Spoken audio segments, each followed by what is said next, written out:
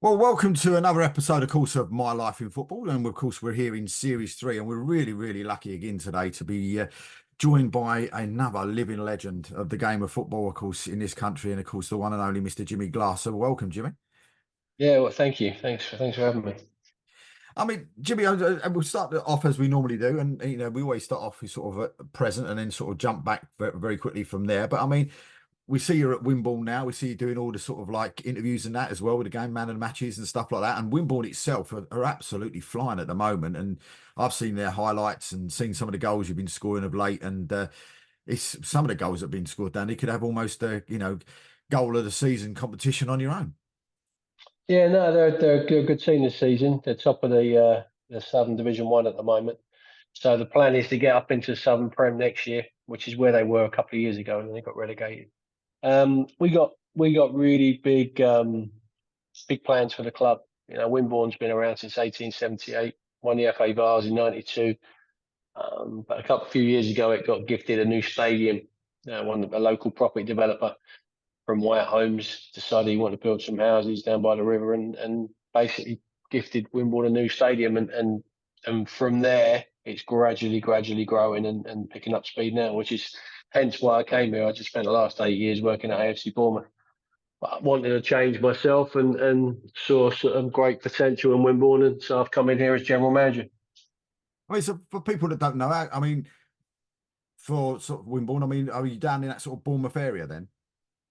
Well, I played for Bournemouth when I started at Palace when I was young, and eventually needed to leave because I couldn't get past Nigel Martin in goal. He was too good. And I signed for AFC Bournemouth. I played here for nearly 3 seasons, and got to know the area. Uh, had a girlfriend who lived out the back of Wimborne, so I got to know it then. I mean, with it itself, I mean, how did you sort of, sort of first get involved in football? Finished playing myself, and when I went back into AFC Bournemouth after quite a long time out of football, sold a taxi company, but bought a shop about 18 months ago in Wimborne. So Wimborne's really close to my heart. And when I had the opportunity to come in here and work at Wimborne Town, a friend of mine has sort of taken over the club or major shareholder in the club about 18 months ago. And it was just a great opportunity to a bit of autonomy and to put all the things I've learned at AFC Bournemouth over the last few years and put them into a football club. So really excited by the challenge. So with yourself though, I mean, how did you sort of first get involved in, in this sort of crazy world of football? I mean, was that back, sort of early school days? Well, I was 7 years old when I started in the Cub Scouts. My brother was playing, and I was too young, and I had to wait my turn. And I went to the Fourth Worcester Park Cub Scouts, and they needed a goalkeeper, and they put me in goal out the back field. Got one of Dad's to kick a few balls at me, and I was throwing myself around like a lunatic, and that was it. And I became a goalkeeper. Hmm. About 18 months later, though, and this is the reality of my football career. About 18 months later, was playing up front for him as well, scoring goals. So I spent the next probably 18 years not knowing if I was a goalkeeper or a centre forward, really. So yeah, it's just start like everyone else, just watch it on the telly, loved it, wanted to play, and then just continue to play again in both positions. I even played central defence for the school as well. So I kind of, as a young lad, I didn't really have a specific position, although as a goalkeeper, I started to get noticed and had a couple of trials, first at Chelsea and then at Palace, and then signed schoolboy at Palace, and that was my route into the professional game. I mean, what was that like though, going into sort of, Crystal Palace, getting signed from that, you say, I mean, you're going into playing ordinary football, shall we say, then going into playing sort of, into a professional football club. I mean, was that a sort of quite a big eye opener for you when you actually walked in there for the first time? Well, I think because it's sort of early teens, you start to get noticed, and then you get your trials, and then you're a schoolboy. I think it's just like a gradual progression.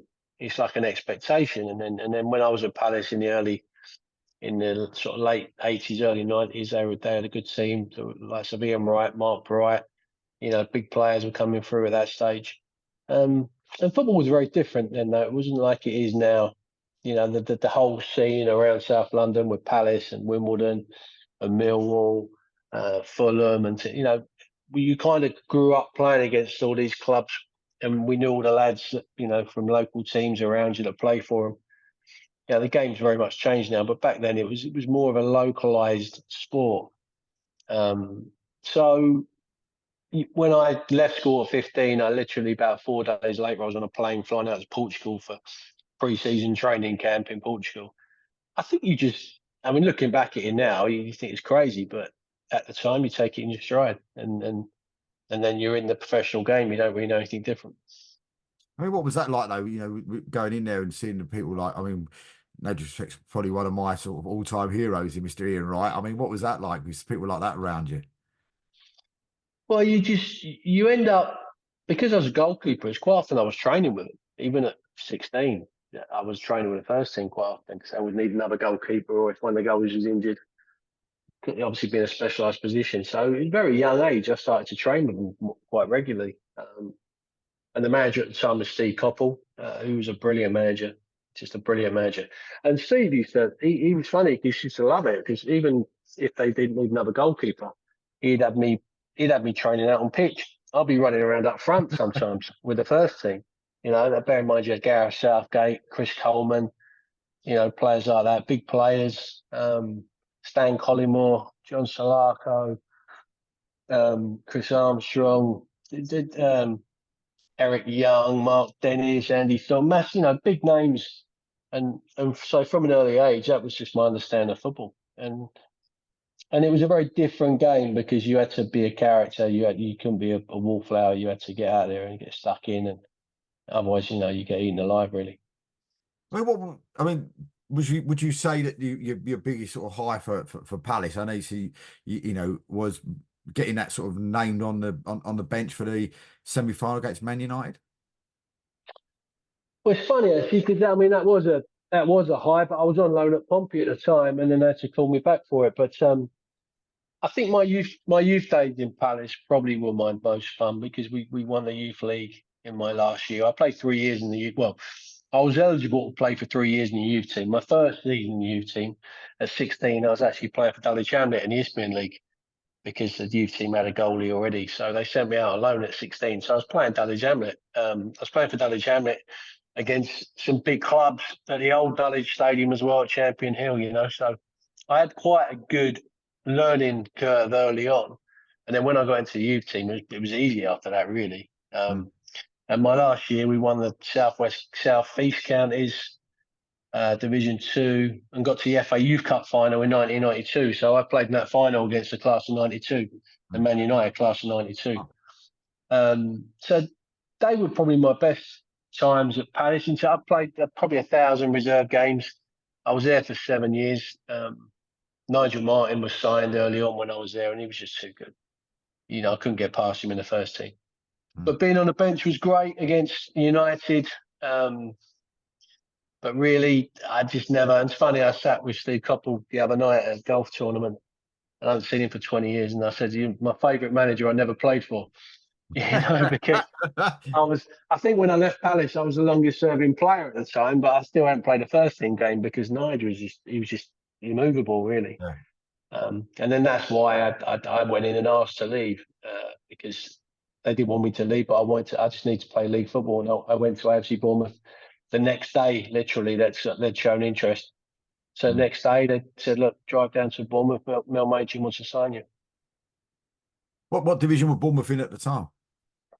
Well, they were in what would now be League One. Small club, old ground. The Bournemouth you see nowadays is very, very far removed from the Bournemouth of the 90s. And it was just an opportunity to play some league games, because as a goalkeeper, you know, I was now getting into my early 20s, probably about 22, 23. I had to go and prove myself.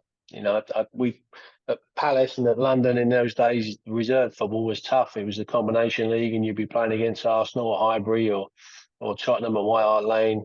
You know, you'd have real big games, and the levels were very close to the first team at that stage. But really, unless you go and play league football, you know, you're not fulfilling your potential. So that's what I had to do. So Bournemouth had no money when I went down there. It wasn't very long before they went into administration. We were collecting money in buckets, you know. but it was a great experience. And funny enough, he gave me my first taste as to what I'm kind of doing nowadays, really. I was never really into coaching, but I think Bournemouth going into administration, and I was involved with the trust fund, like the community trust fund. I was representing the players. He gave me an insight into what goes on behind the scenes. And I think that was always probably more interesting to me than the coaching eventually. So I met a lot of good people there. Obviously, that's where I got to know Eddie Howe. We played together. Some of the lads followed me from Palace. Ian Cox, Jamie Vincent, good friend of mine, sadly passed recently. But it was the Bournemouth times were good times. In the end, it was only because I didn't really get on with the manager that I left. But then eventually going back to work for Ed in 2016. So I mean, Bournemouth. I mean, was that say you've come from sort of Palace? I know you say sort of almost reserve keeper, etc. But then you've come into Bournemouth. Was that a little bit of an eye opener as well? You've sort of come from a sort of from Palace at Selhurst Park and then going down to Little Bournemouth. Was that a little bit of a time to sort of readjust? Well, it was literally like going to the old Wild West. You had like 2 training balls. They didn't have a training ground. They had to move around wherever someone would take them on that particular day, because they probably hadn't paid the bill. It was a completely different world. All I'll say though is I didn't really have much goalkeeping training at Crystal Palace. But in my 13 years of being kind of in professional sport, I had about 18 months of goalkeeping training. And when I say training, it's someone just throwing you the ball side to side, not coaching Yeah. training. So I didn't get loads at Palace. It just wasn't thought about in those days, really. It wasn't valued as much as it eventually become. So Bournemouth wasn't any different. The only difference at Bournemouth was that you had to go and wash your own kit, and like I said, you might get 3 training balls, and they'd kick you one before training, so you and the other goalie could go and volley balls at yourself and stuff. I mean, it when you look back on lower league football now by comparisons, it's like 2 different worlds. I mean, the Premier League obviously is, but but the lower league stuff now, it's unrecognisable. Even your lower league clubs now will have goalie coaches and analysis and whatnot. Whereas back then, it was literally you'd be lucky if you had a physio. Yeah. I mean, I would assume even at Wimbledon now you've got goalkeeping coaches, isn't it? Yeah, we have. Yeah, we got Sully. This is the point.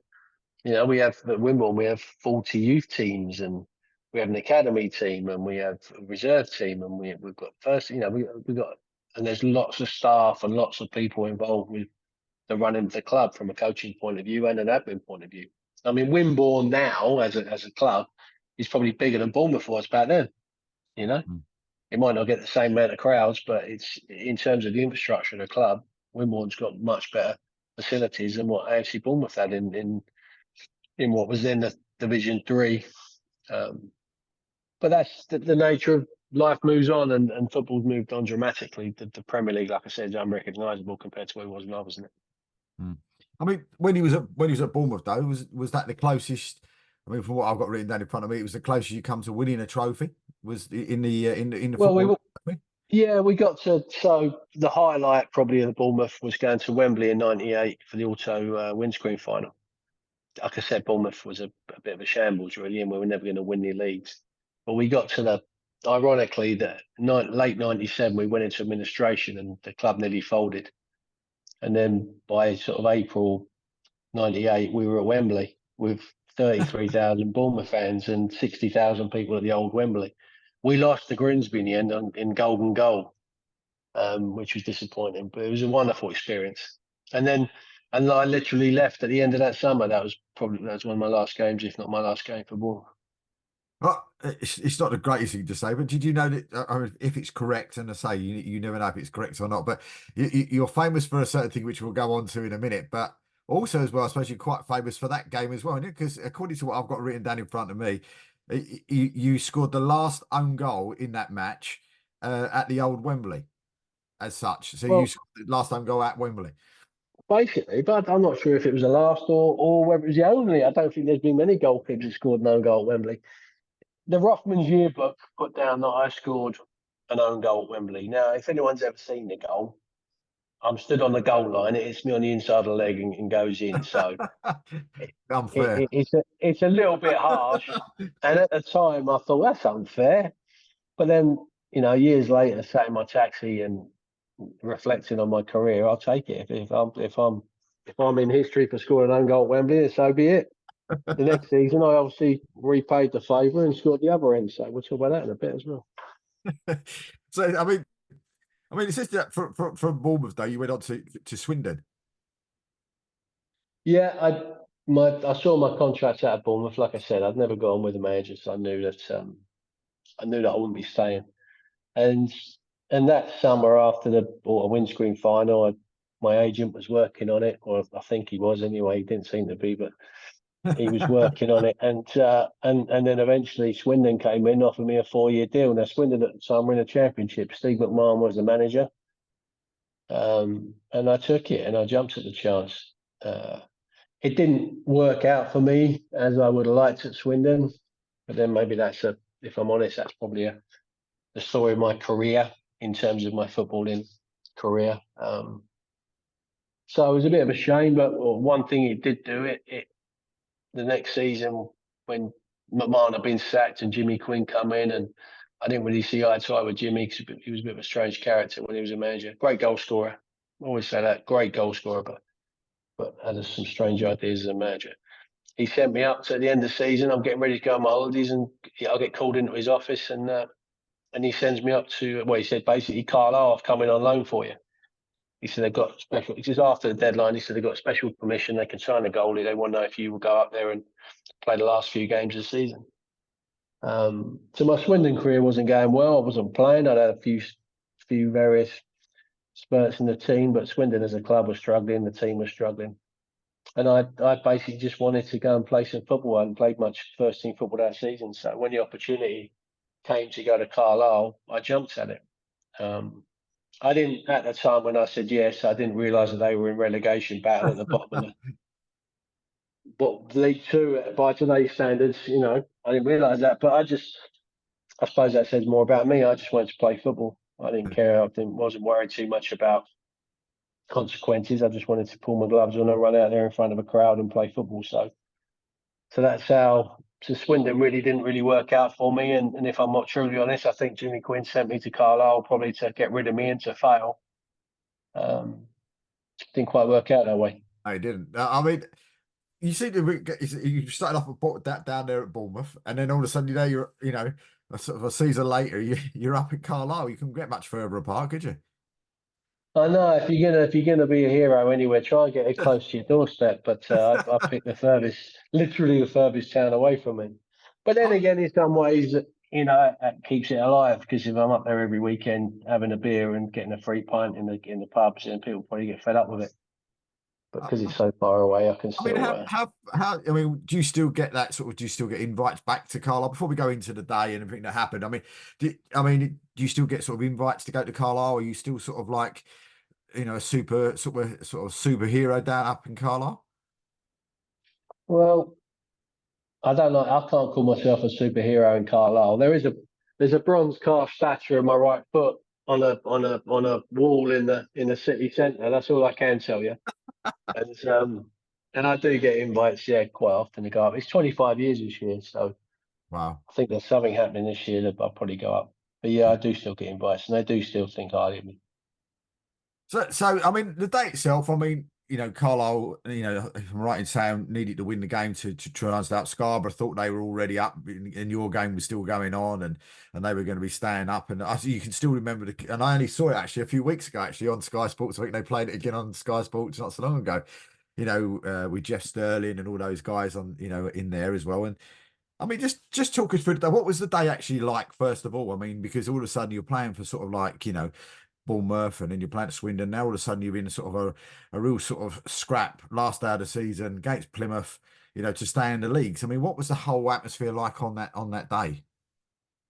Well, it started 3 weeks before. I went up there. I basically spoke with Nigel Pearson. It was his first job as manager in football. He just finished playing, and I basically after the Jimmy Quinn had told me I was going to Carlisle, I drove back to London where to grab some bits because that's where I was living phoned my dad and told him I was going to Carlisle on loan. He went, okay, son. And he phones me back 2 minutes later. He said, you do realise where they are, don't you? I went, yeah, they're up north. He went, no, you realise where they're on the league? I went, no. And he said, well, they're second to bottom of that time, third division, which is League Two now. I went, oh, okay. So I kept driving, and Nigel Pearson was calling me later on. So got home, spoke to Nigel, very quick conversation. You all right, Sam? Yeah, good. You up for it? Yeah, okay, you'll do for me. See you here, like tomorrow, I think it was on the Wednesday. So I got in my car, drove up there. The first day I arrived was, I think it was a Wednesday, and we were going out to train. And there was a young goalie called Paul Heritage there, and he was injured. So basically, I didn't have a fit goalkeeper, but he was doing a little bit in training. And we're jogging around the pitch, and I'm trying to get a lowdown on what's going on at the club and what the mood is. And everyone seemed very despondent. Carlisle was a big club; they shouldn't be in this position, 71 years in the Football League, but they were. And then later stories explain why. Michael Knight, the chairman, was a bit of a character, and he kind of basically sucked all the assets out of the club in the previous month. So I'm running around with Paul, and I'm getting the insight into what's going on. And I said to him, "God, blimey, I've dropped myself in it here, really, haven't I?" And he went, "Well, you can't. It's not your fault." He said, "And if you keep them up, you'll be a hero." I went, "Oh." I said, "What if I score the winner?" And this is about 3 weeks before running around the pitch. Now, over those 3 weeks, we had 2 games. We played Darlington at home. We drew 3-3, which wasn't my finest moment. I didn't play particularly badly, but probably at one goals with the centre half. We got a mix up. And then we played Hartlepool away. We drew 0-0. Peter Beardsley was one of his last games in football, so I played against him. So that was quite a nice moment because he was a hero. And I made a great save from the top corner as well. So it kind of all come down to this last day, and the town were quite resigned, I think, to the fact that Carlisle were going to get relegated. It was now, on their last day, it was now out of their hands. If Scarborough won their game against Peterborough at home, they would have stayed up, and Carlisle would have gone down. So I just remember the morning coming into the town. Nigel called the team in to have a meeting beforehand. I didn't go in because I knew I was playing. He hadn't told the team he was playing because they had quite a few young Cumbrians, Carlisle fans in their squad. So he didn't want to worry him and scare him and make him think too much about it. So he didn't announce the team till the morning, whereas I knew I was playing. So I get to the ground, and it's very quiet, and it was a very strange atmosphere. There was this resignation, or whether the word should be, that they're going to get relegated. People thought, I think the fans and the people in the club thought they were going to go down. So I remember being in the dressing room before the game. Nigel's giving his team talk. There's a bottle of brandy being handed around, which by today's standards, sports science standards, sounds crazy, but true. And even the game itself, it was a bit of a anti-climax, really. Carlisle weren't a great team. Plymouth, who were our opponents on the day, they'd done the rounds that week. They'd played in midweek at Scarborough. I think lost 3-0. And it was just a really surreal experience to play in. And from my point of view, I was on loan. From my point of view, at the end of that season, I was going back to Swindon, the Championship. But I wanted to do my best for Carlisle, and I wanted to try and achieve what I went there for, which was to keep them up. But, the game starts, and I'm not sure who scored first, but your magic moment, it was 1-1 at the time. But who scored first? Did Plymouth score first, or did Carlisle? They did, yeah. Well, Carlisle, Carlisle had a go. We had a few shots. We had a goal disallowed in the first half, but just before the end of the first half,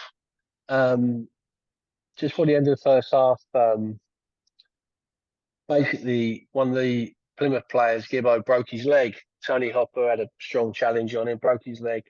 Took a while to get the stretcher on and move him off.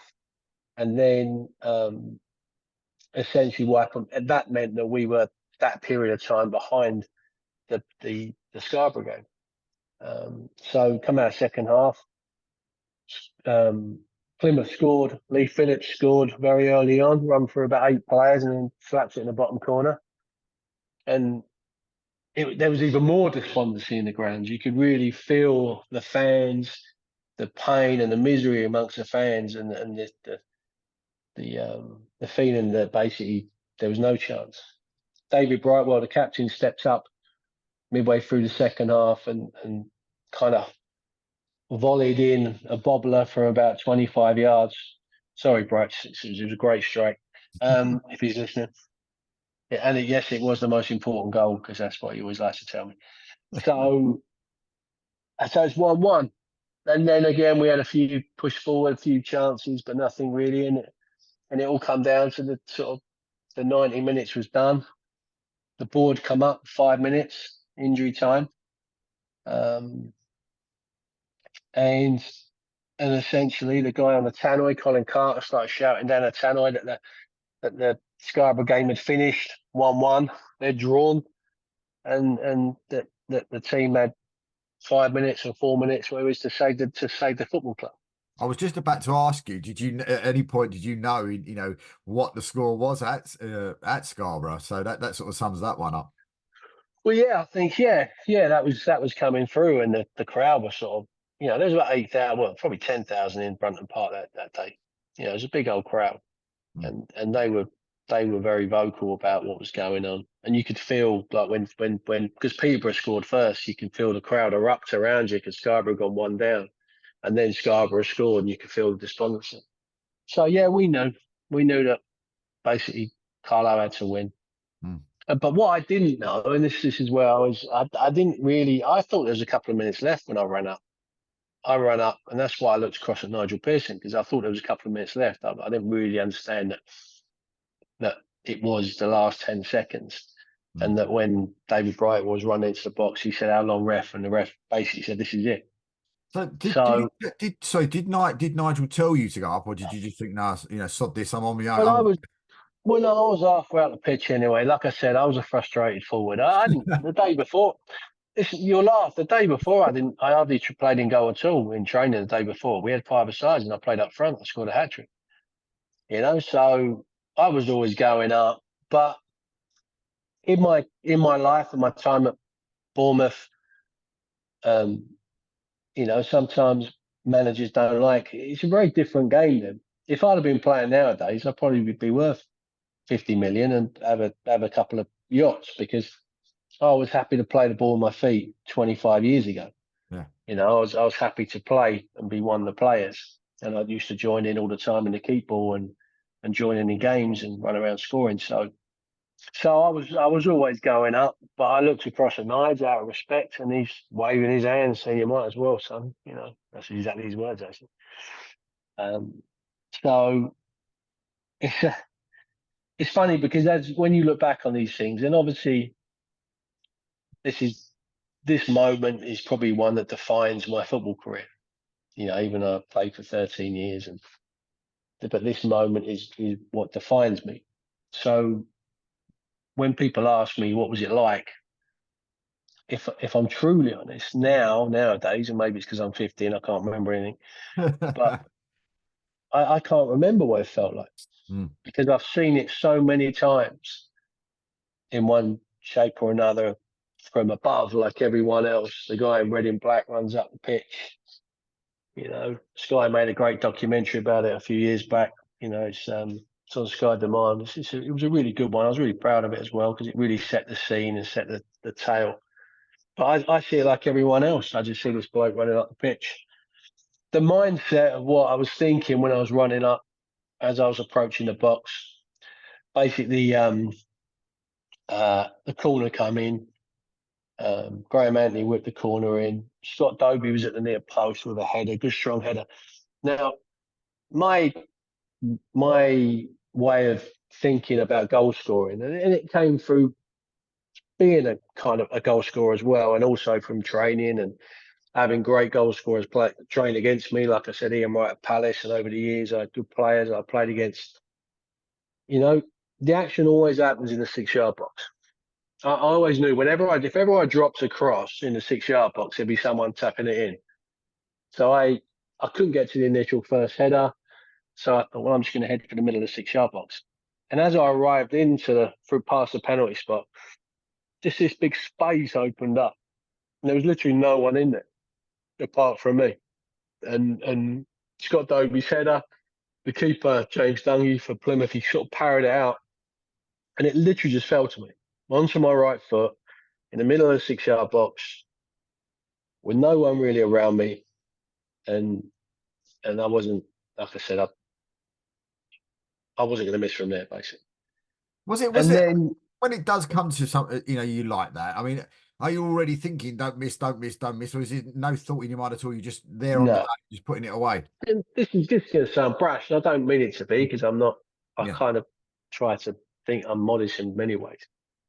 But I was more confident as a striker than I actually was as a goalkeeper. Yeah. I felt it was much easier for me. Goalkeeping is difficult, especially back then as well, certainly without goalkeeping training. So when it came to me, I knew what I was going to do. I just knew what was going to happen. Yeah. It was, and I don't know, it sounds like a brash thing, but actually, I had more faith in myself as a striker probably than as a goalkeeper at that stage in my career.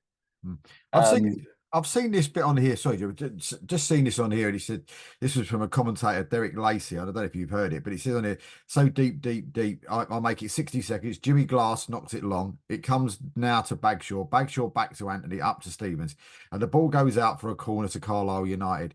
Will they have time to take it? Referee looks at his watch, and here comes Jimmy Glass, Carlisle United's goalkeeper. Jimmy Glass is coming up for the kick. Everyone is going up. There isn't one player in the Carlisle half. Well, and the corner comes in, and Jimmy, and the goalkeeper's punch. Oh, Jimmy Glass, a goalkeeper has scored a goal for Carlisle United. There's a pitch invasion. The referee has been swamped. They're bouncing on the crossbar.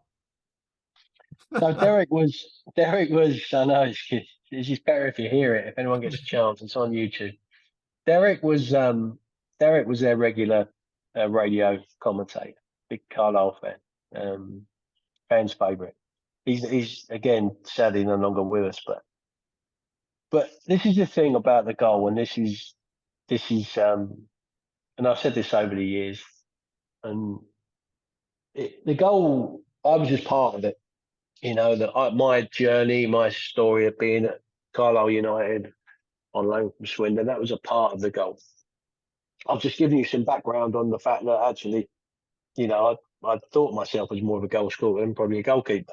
Mm. Yeah, they're all parts of the story, but there's a massive story to this. There's the fact that Michael Knighton had sold all the assets and all the fans believed he wanted the club to go into the Scottish League. He was going to merge him with Berwick Rangers, and he wanted the Scottish League because he knew he could get into the Scottish Premier League probably quicker than what he would do in the English Premier League. So the fans truly believed that the club was about to fold if they'd have been relegated. So that's where the fans love it. And then they actually got relegated a couple of seasons later, but with someone else at the helm, and he put the money in, turned it all back, and so at the time, there was a lot of backstory to it. Mm. But what builds up this moment is much more than me. It's all about the Carlisle, and then you get the other side where football's such a magical sport and throws up unbelievable moments that you couldn't dream up. Aguero's goal to win Man City the title. Michael Thomas's goal to win Arsenal the title, or Liverpool. I remember that one. Yeah, there were some fantastic. There were some fantastic moments in sport, and that's what football delivers. And I was fortunate enough to be one of them and to be part of it. Mm. So the reason I enjoy it so much now is the goals never made me any money. If I'm honest, it was truly it was probably an albatross in some ways around my neck for my remaining couple of years in football. Mm. Instead of being, a goalkeeper, solid goalkeeper, and my time at Swindon, get myself in the team maybe, or it become a bit of a circus around me. Yeah. And I probably wasn't mentally equipped to deal with that because I had a few issues myself, and they were starting to come undone at that stage anyway. So has it made me money? No. Has it made me famous? Yes, it has, which is great because it means I'm sitting here talking to you, and and also probably gave me a platform to get myself back into football in 2016 when I went back to work for Ed, even though I was literally couldn't have been further out the game for a long period of time. But the truth of the matter is that it's in the 100 greatest sporting moments. It's just a fantastic moment in football history.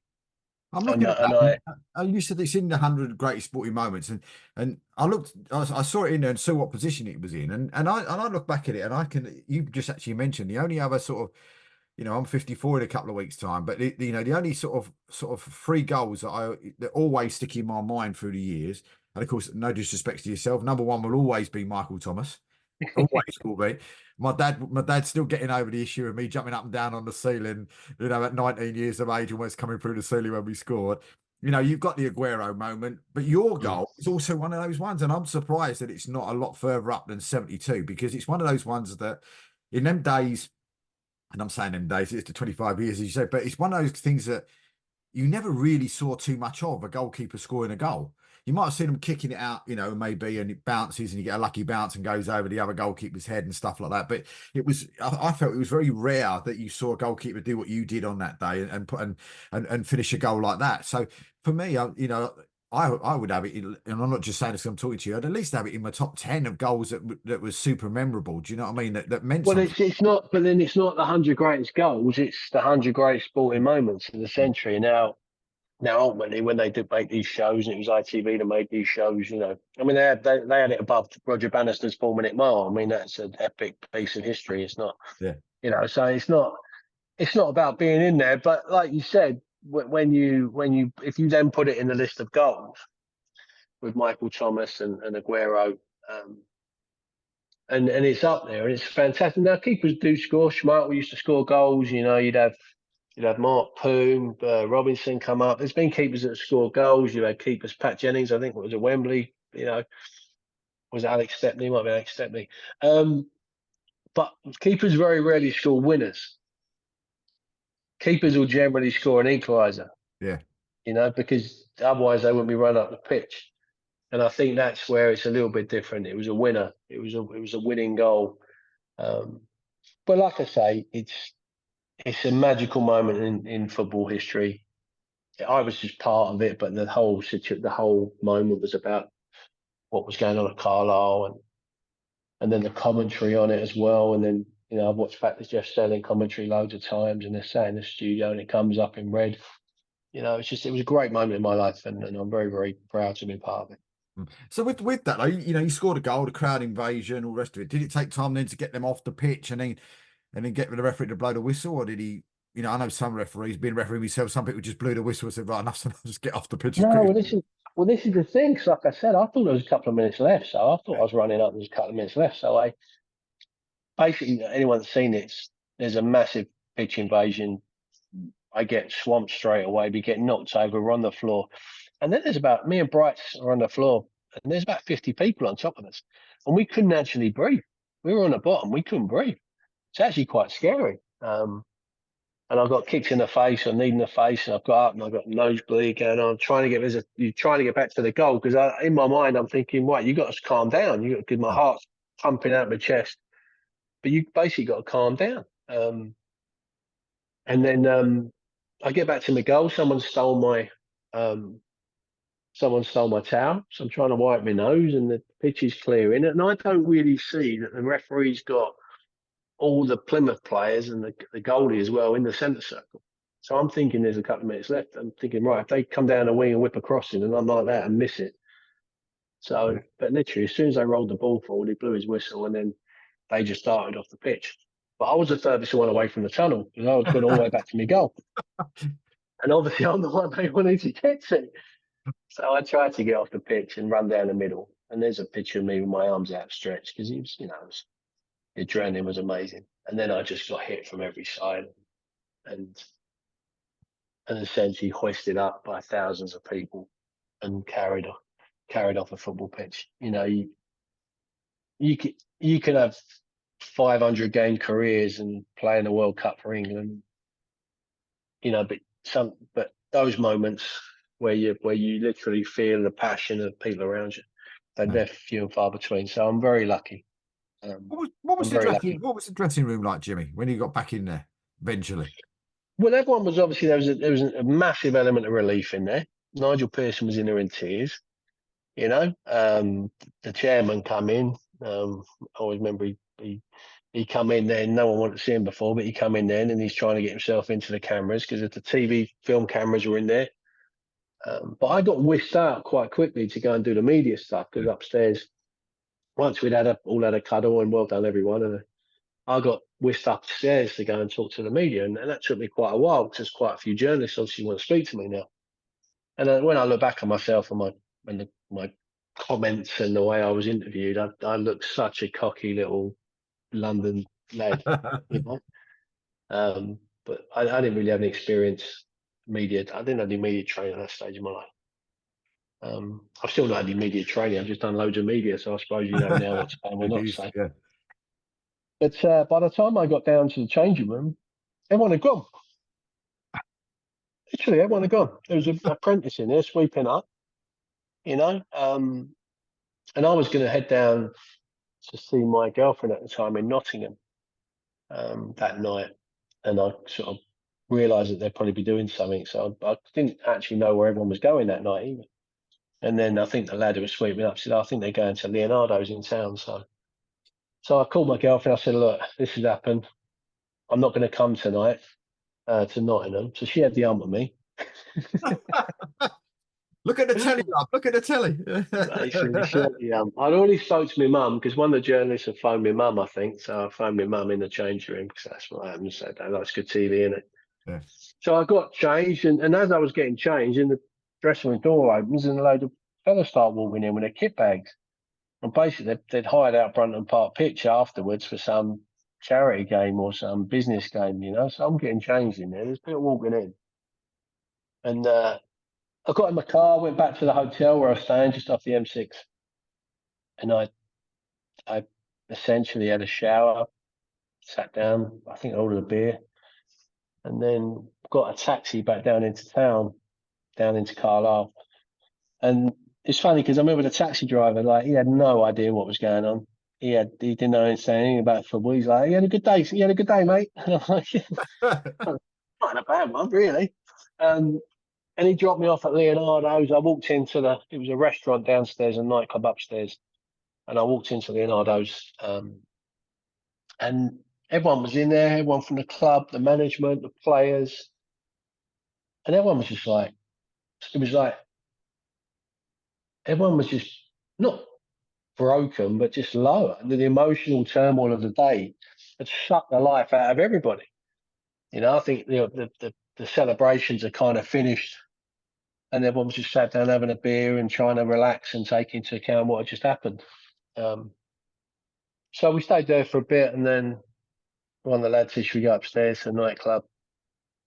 Now, I didn't really know what I was doing there. I kind of just wanted to celebrate with everybody. And we walked into this nightclub, and there was, I think, up at the back staircase, and the door opened, and this place was absolutely rammed. You know, it was full to the brim. The Northern nightclub in the middle of Carlisle was full to the brim. And as I walked in, the place just erupted, you know. And that was a nice experience. And then I was trying to get a drink, and I'm getting pulled and cuddled and kissed, generally by blokes. So, you know, and I think I got someone put a drink in me, and I'm thinking, well, I don't want to drink it. I don't know where it's been. And I think I lasted 20 minutes, and it was just too much for me. I was just overloaded. It was just too much. So I snuck out the back staircase down to the car. We got a taxi home back to the hotel and just went to bed.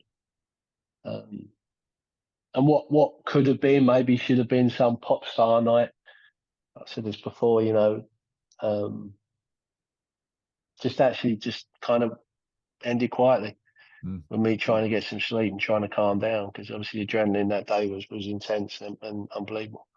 What was the press coverage and stuff like after the day? I mean, was it a come down sort of like very, very quickly, or was it did it sort of pan on for a few more weeks and days after that?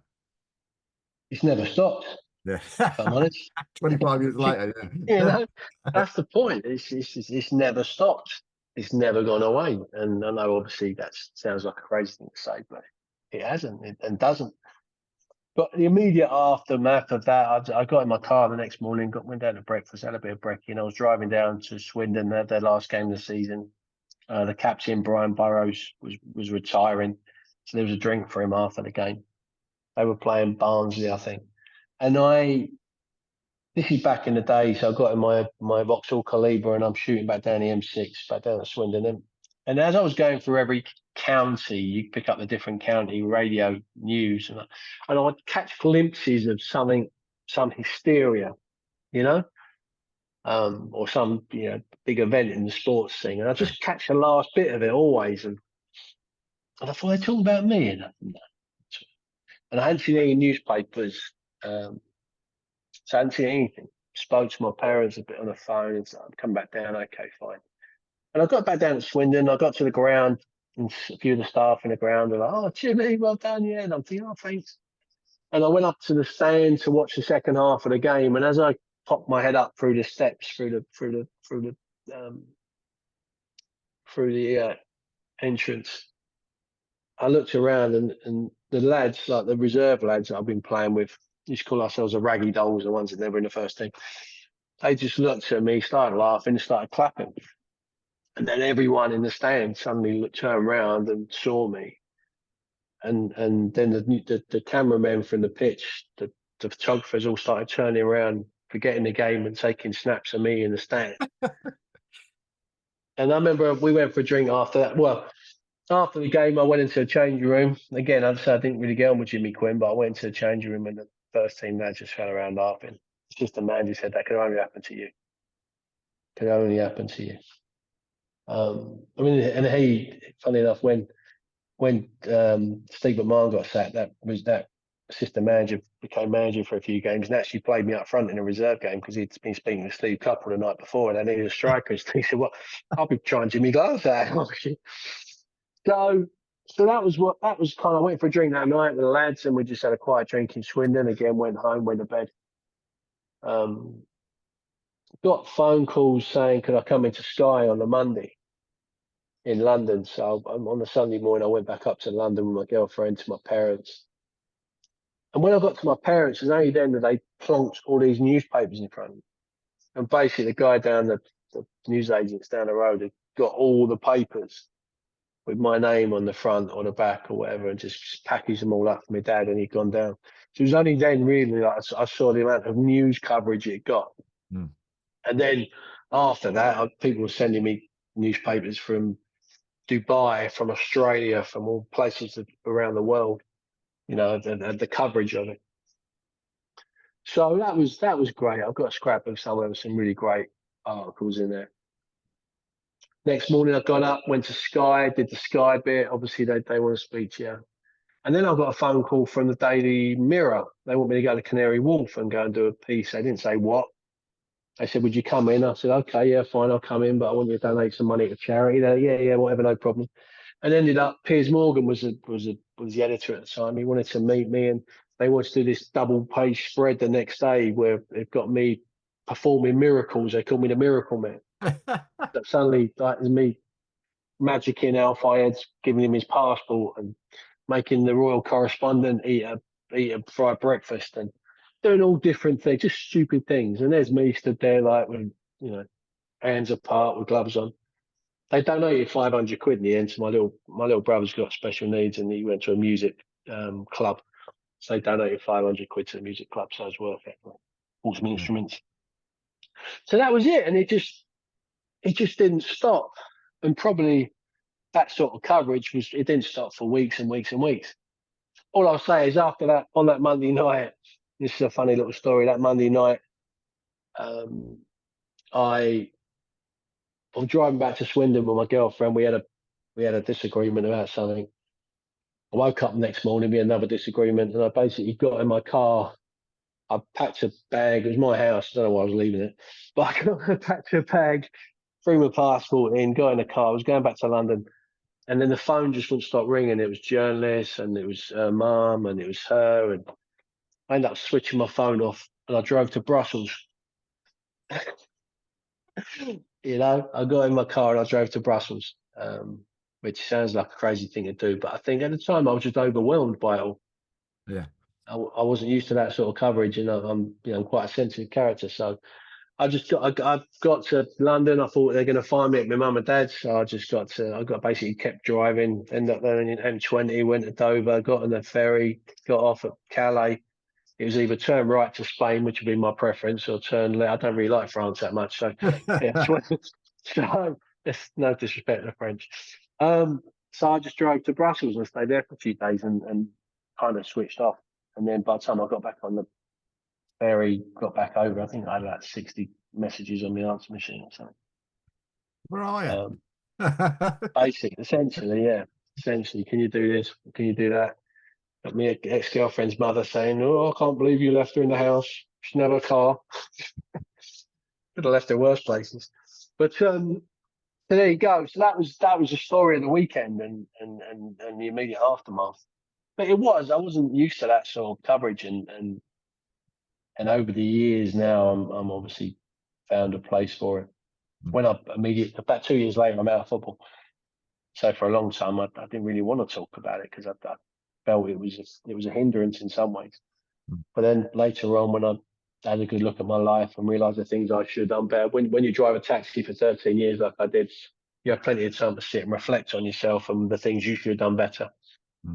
So now I just enjoy it. I enjoy it for what it is, and I think my last 8 years at AFC Bournemouth allowed me to exercise some ghosts about my football career, my playing career.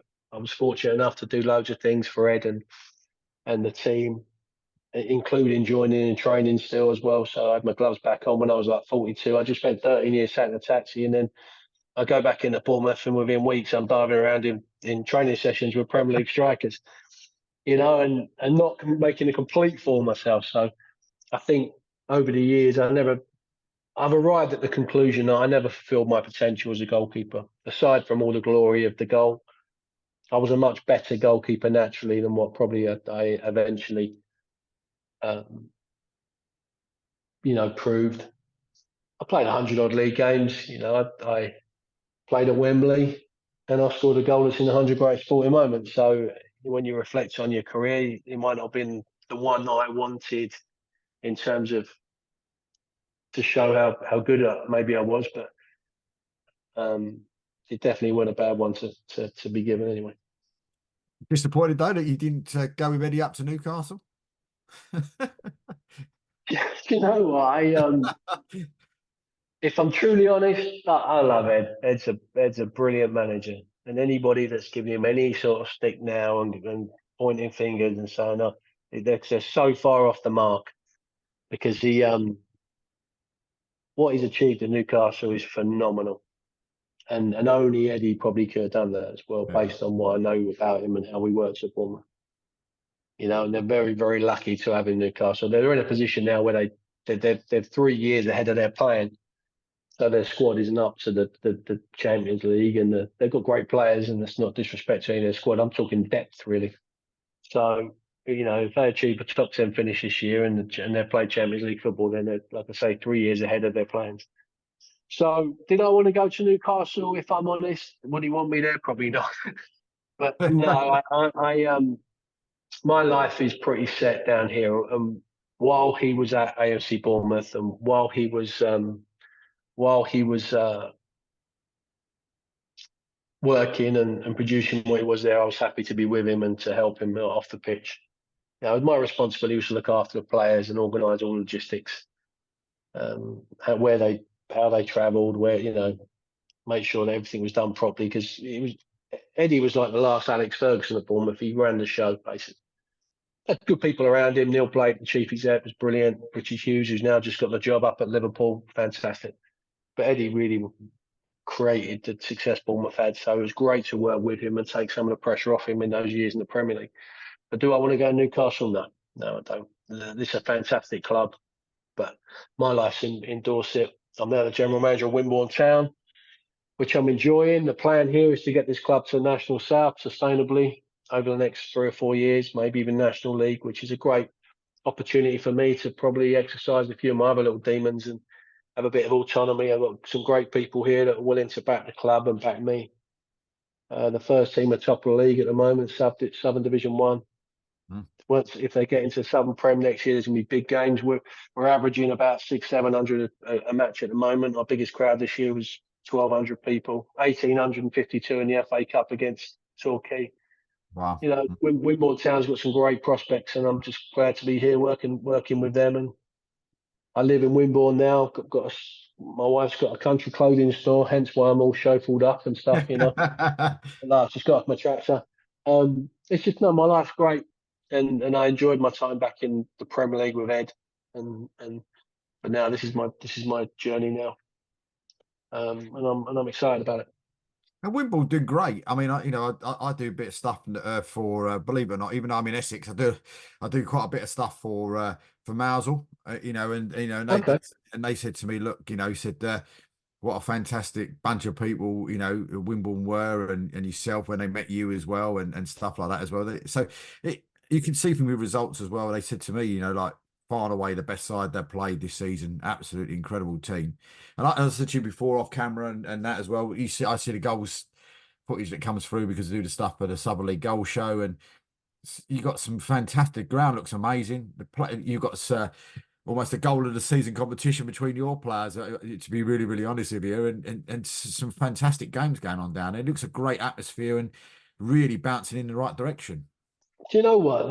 And I'll just briefly go back to Bournemouth. The beauty of the Bournemouth story, what they achieved, how they achieved it. It was a shining example of what you can do in football if you do things the right way. It's not about money always. Now, it has an element to it. But if you become the best version of yourself, even within um, even within your own sort of restrictions, then you've got a chance. And that's what we're trying to achieve at Wimborne. We want to basically to Wimborne to be an example, a shining example of a non-league football club of how you can do it and that includes everyone being positive. It includes every team that comes here gets treated to a roast dinner. The directors and the fans get treated well, we just want everyone to enjoy coming to Wimborne Town. Obviously, we want them to go away as losing, but this the whole the what non-league football's become a bit mercenary, really, and the first teams are about just where it gets all the focus and all the money goes in, and players chop and change clubs for the sake of another 30-40 pounds. We're trying to grow past that for Wimborne. We've got 40 youth teams. We've got a women's section that's growing exponentially. We've got development set up. We've got an academy set up, 16 to 18-year-olds doing their BTEC. Our reserve team are doing fantastic this year. In the DPL, we want to push them into the Wessex League next year, hopefully, so they can grow at the same pace as the first team. My whole plan when I came here was to create an old style football club where you have a youth section, a youth team, a reserve team, the first team. Because when I grew up, that worked. It meant you could develop talent, you could bring talent through, but they have to be relatively close to each other. The development system nowadays, where you've got under 23s and you've got first teams, for me, it doesn't produce the talent enough because the gap's too big. And that's not a criticism of anyone working in it. It's just the way I see it. So that's what we're trying to achieve at Wimborne. We're trying to create a football club with an identity. And there's no reason you can't do that in non-league. There's no reason. If Monday to Friday you can create the revenues you need to run the club, and this is what we're working on. We're trying to build a commercial gym and a new social club at the ground to create those revenues, to build the team up, but then also to bring the players through. I want a lad to come into the club at 6 years old and get yourself into the first team when he's ready. And it's our responsibility to build that pathway. And that's, fortunately, there was some good work put in place by people before I arrived here, which meant that now it just takes a bit of shaping. So it's quite exciting. And I'm glad you said that about Mousel, because that's really important to us, that people have a great experience. And wherever we travel, we represent the club as best we can. No, absolutely. And I mean, that win over, just to finish with as well, the win over Malvern Town as well guarantees you, and I know it's not what you want, but it guarantees you a playoff place. It's that's a bonus. So or there or thereabouts anyway. But You know, so but I mean, 4 points clear. Froome have got a game in hand. I mean, it's, you know, it's looking quite nice. It's what, you got 7 games to play. 7 games to play. This is actually a really tough league. You know, it's two teams that go up, one automatically and then one through the playoffs. It's a tough league to get out of. You know, no one makes it easy for you. Cribs this year have been phenomenal, and you know they've considering their infrastructure and the size of the club. You know, they've had a great season. They really battled really hard up until probably a couple of weeks ago. Yeah. There were teams hanging on to us at the top, and Froome having a great season as well. So we just now have to tick those games off, just get the results in, you know, whichever way we can, and then see it out. If you go into the playoffs, it's a bit of a lottery, really. Yeah. But we have been the best team this season. There's no doubt about that. We play great football, but you have to earn the right to get promoted. No one's going to give it to you, and people are going to scrap and fight to try and get it for themselves. So the nature of the next 7 games is Wimbledon have to step up. They have to really show their quality and get the job done. I believe they can do it, and then it's exciting times. It's exciting games coming up. And some big games, as you said, like, you know, just round the corner, if you do manage to get in there, you know, the likes of Merthyr and Bracknell and, you know, Basingstoke, Paul and Dorchester. There's some big old teams in there. So, you know, Well, we've got some phenomenal local derbies next season. Paul Town game would be 1,500 people here at least. The Dorchester game probably the same. You've got at the moment you've got Salisbury in the league. You've got we've got Totton, Sholing. There's Gosport. You've got Winchester. But for us, it's probably worth somewhere between 75 to £100,000 to get promoted into Southern Premier next year. And it cuts you travelling down as well. Cuts all your travelling. Do you cut your travelling? Exactly, yeah. Down as well? Yeah, you do. Yeah, that's what I mean. Yeah, and within those calculations, it's a massive thing. But this club should be in that league. Yeah. Wimbledon's got an old history, and it's, like I said, 1878. It's a fantastic club, and it's going to. I know this sounds brash, but it will in the next 3 or 4 years. It will be playing National South football. Yeah. And what we do then, and whether we make that next step, because that next step to National League is a big jump. You know, but if the business is going well, the finances, the revenues coming in Monday to Friday supported, then we'll keep going. And there's no reason why this club can't sustain that. And it's great for the town. Wimbledon as a town's really booming, and the football club's doing the same. So it's great times here at Wimbledon. Yeah, absolutely. Well, Jimmy, we'll leave it there because that's a fantastic place to leave it on. And we do wish you and Wimbledon all the very, very best this year. And hopefully you do get that the golden nugget, shall we say, and get into that Premier South. And we really hope you do, because and thank everybody at the club for me for all their goals footage as well. And because it's been absolutely superb this year. But so we wish you and Wimbledon all the best. Thanks for joining us. We'll be back for another episode of My Life in Football very soon.